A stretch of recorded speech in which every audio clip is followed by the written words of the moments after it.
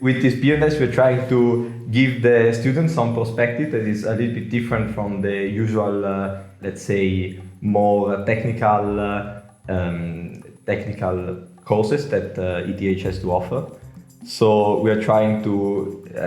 work more towards the biomedical wearable designs, and the students will try to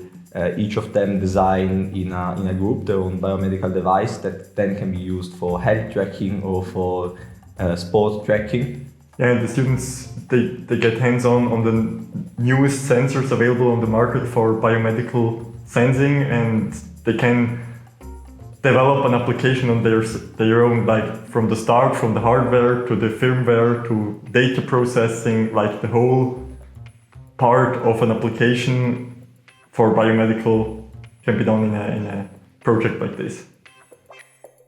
We chose this project SmartPatch because we are both very interested in biomedical engineering and its applications, and I think the project also gives us a work frame where we can experience these projects and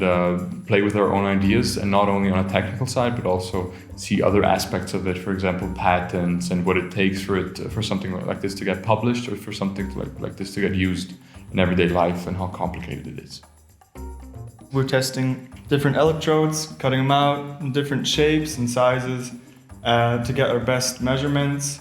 with the least amount of noise, and use those electrodes for a new sensor and make our final measurements. Our project is building a smartwatch to give allergic people an indicator of when the air quality is particularly low, so they can react and clean the room air or escape from bad air quality.